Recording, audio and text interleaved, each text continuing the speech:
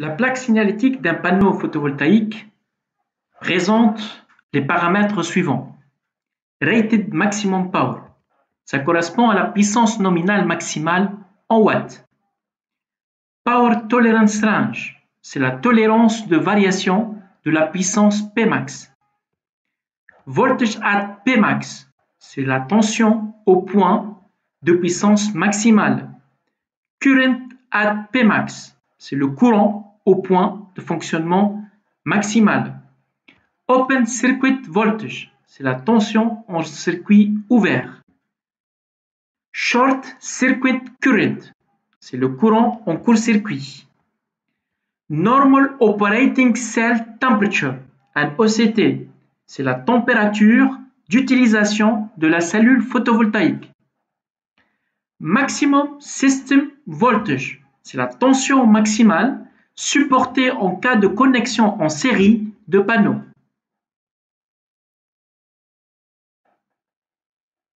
Dimension, c'est la dimension, la taille, la surface du panneau.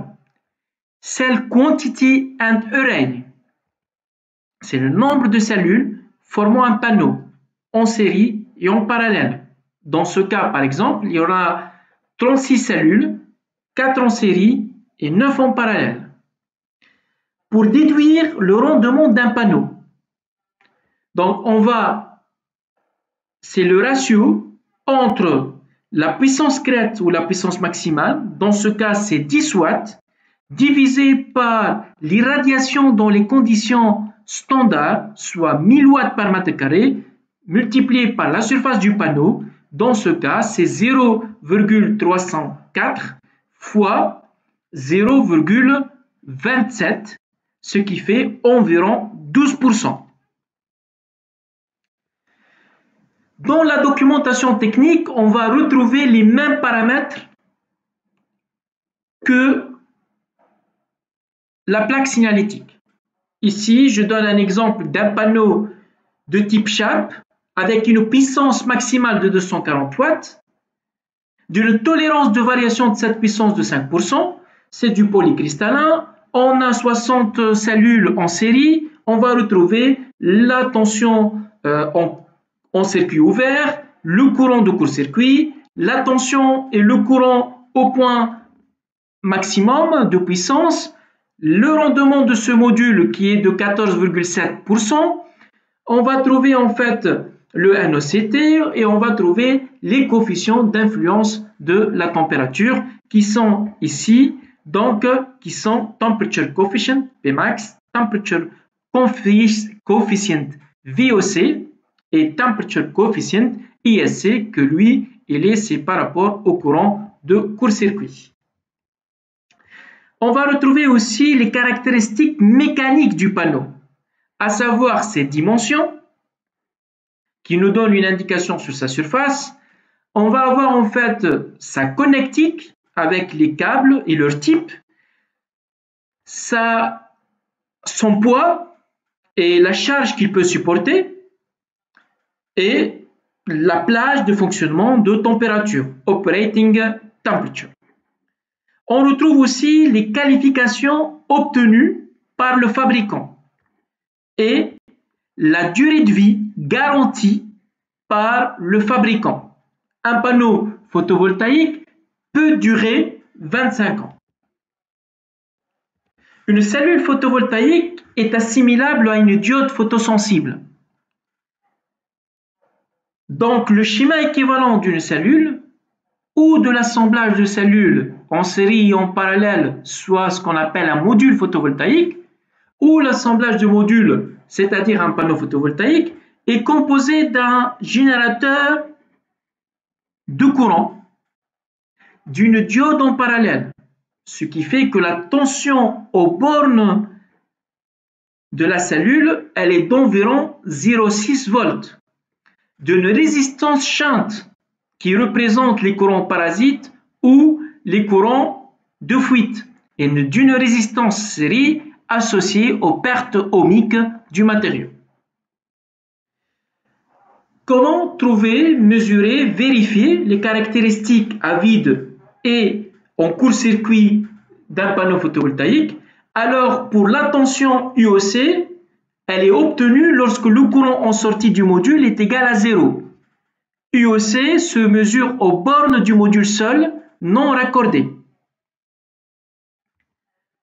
Le multimètre en position tension continue avec un calibre supérieur à UOC indiqué sur le panneau. Le courant ISC est obtenu lorsque la tension en sortie du module est égale à 0.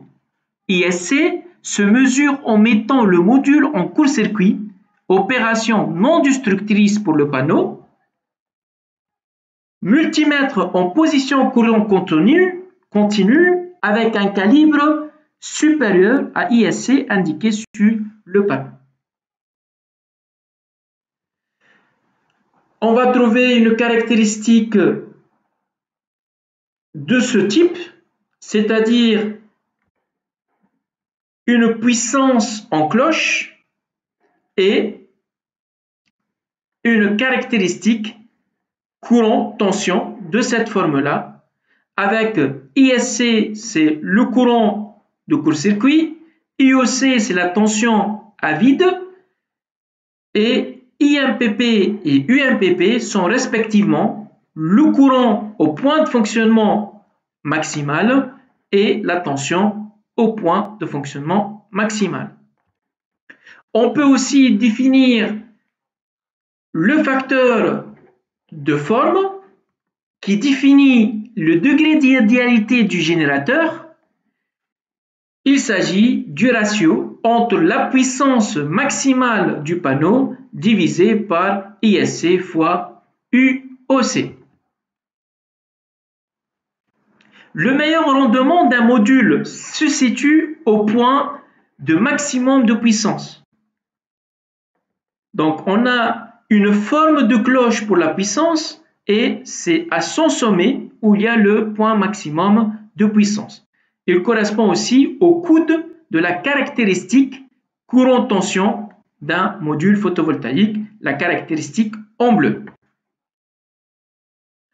Pensez donc à utiliser un régulateur de charge incluant une fonction MPPT, Maximum Power Point Tracking, pour maximiser la production.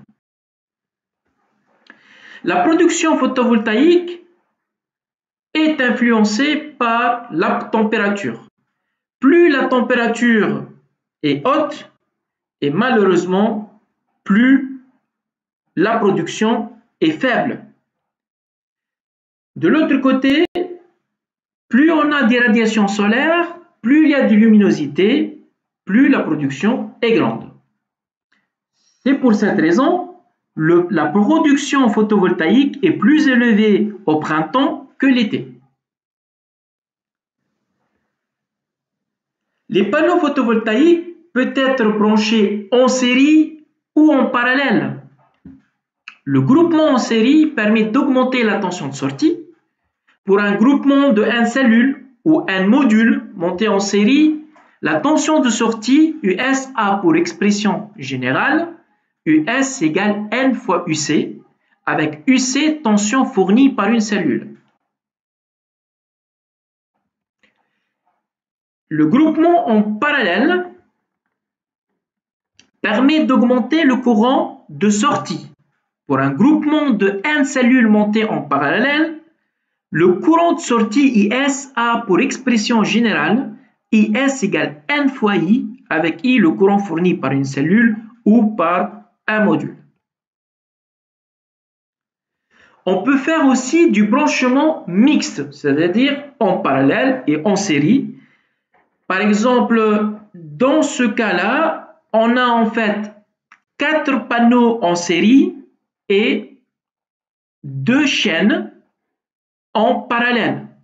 Donc 4 panneaux en série avec 2 chaînes en parallèle. Si on augmente le nombre de panneaux en série, on augmente la tension. Et si on augmente le nombre de chaînes en parallèle, alors on augmente le courant.